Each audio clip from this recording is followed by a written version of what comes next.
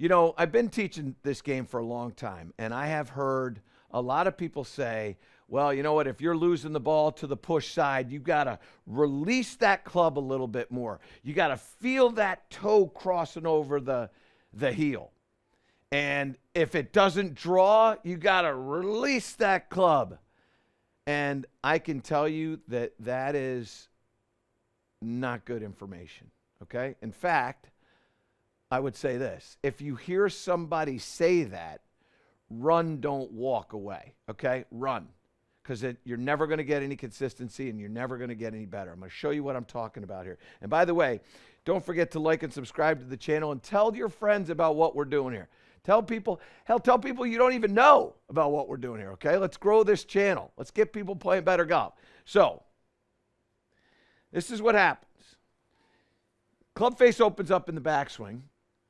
You're hitting shots out to the push side. So it looks like this. I'm going to fan the club face open like this. I'm going to hit that shot out there like that. That ball is zipping out to the right-hand side. In fact, that one left at 6.2 degrees to the right, okay? Now, I want to come over here and look at this path. So this path is out to the right 7.2 degrees, and the ball started 6.2 degrees to the right.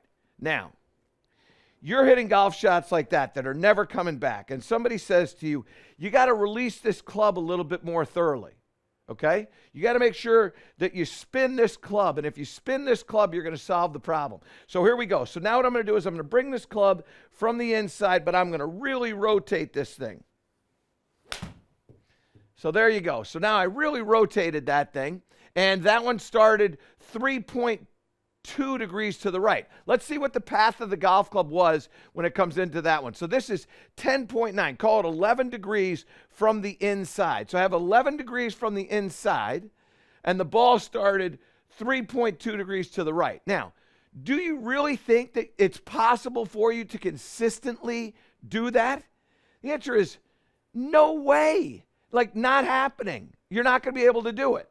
You're not going to be consistent enough to be able to time this rotation of the forearm to square up the club face, because the path of the golf club is going 11 degrees out to the right. If the path is going 11 degrees out to the right, you've got a whole wide variety of shots that are going to take place. I'm going to show you what I'm talking about. I'm going to try to take this one, bring this inside 11 degrees, and see if I can't. Oh, I spun that one really well. That one only started 0.2 degrees to the right. Now, I'm curious to find out whether or not this one came from the inside the way that I was saying. No, I missed it. That was 9.4 degrees, so call it 9.5 degrees from the inside instead of 11. And it started 0.2 degrees to the right. Now, Greg, pull up all those shots of those last shots. Gibbsy, let's see this. Here you go. Now, let's pull that full if you would. So let's pull there you go. So I got a blue one that started 11. I got a red one that started, the path was 9.4. And I had a green one that was somewhere in the middle. And look at all the various shot shapes. That is the definition of inconsistency. That is the definition of, I got a shot in the bunker, I got a shot that's right of the green side bunker, and I got a shot that's out of bounds. That is not how you spell consistency. And what happens is that when you start working on rotating the face, what you really have is you have a path issue, not a face issue. Because the path of the club is coming so far from the inside. Okay? Now, what you want to do is you want to get to a point where you create a proper delivery position as this club is moving. So, I get into this, and this time what I'm going to do is I'm going to work on the proper path. I'm going to try to bring the club. I'm not going to work on forearm rotation. I'm going to work on this club coming into the ball the right way. Now, I can't hit a golf ball any straighter. I can't walk that straight. That one started, Gibbsy, come up to the front here.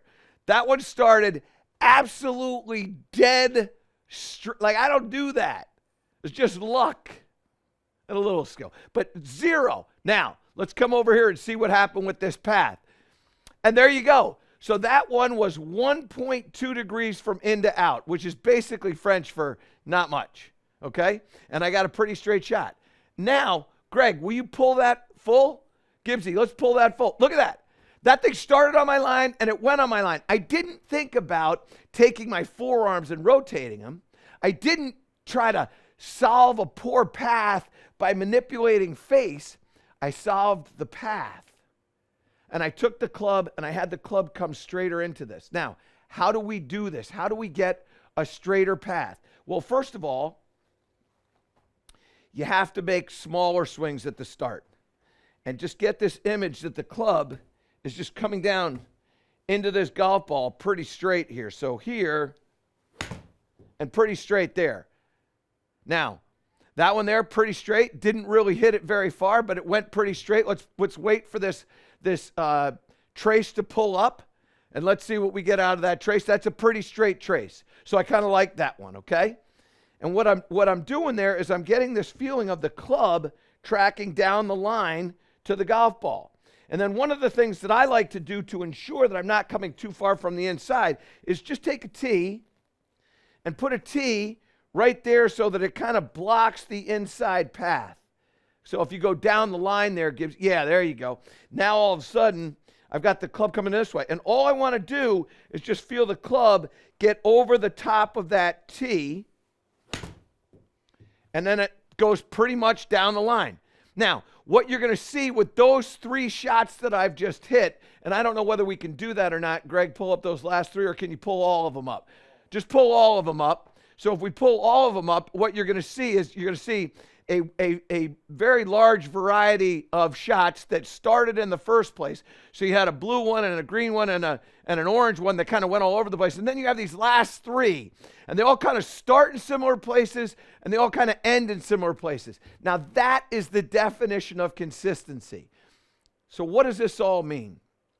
What it means is when you hear that you need to solve your problem by releasing the club more, you got to run away from that, because what you have, if you have to release this club to solve a poor path, you're never going to be able to strike this ball consistently. You're never going to be able to have a consistent prediction in how far this golf club is going to go. This is a 6-iron, but it doesn't matter. It'll have a 40-yard variance, maybe even more.